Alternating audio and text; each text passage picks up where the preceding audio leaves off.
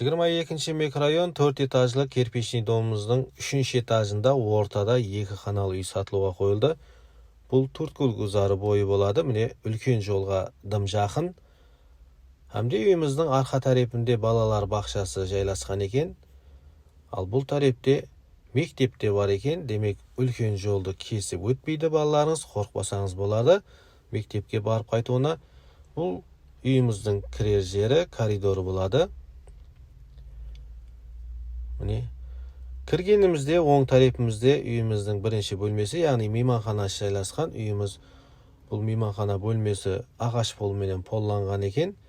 Азғантай косметика ремонт жұмысларын істеп алсаңыз болғаны.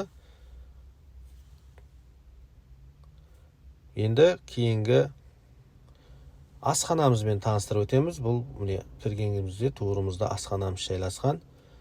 Бұл асхана бөлмесі болады. Ariston котелларымыз бар.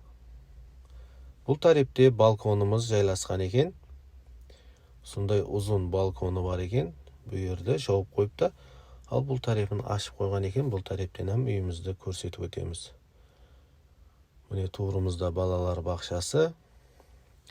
Ал бұл тарепте төрткүл гүзар бойы болады.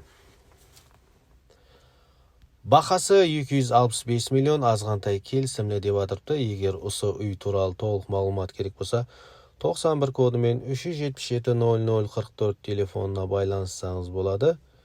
Енді кейінгі бөлмелерімізбен таныстырып өтеміз. Демек, бұл тарепте әжетхана бөлмесі жайласқан. Жуыну бөлмесінен бөлек екен. Бұл жақсы дегені. Бұл тарепте міне жуыну бөлмесі жайласқан. Аристолларымыз бар. Ал бұл үйіміздің екінші бөлмесі.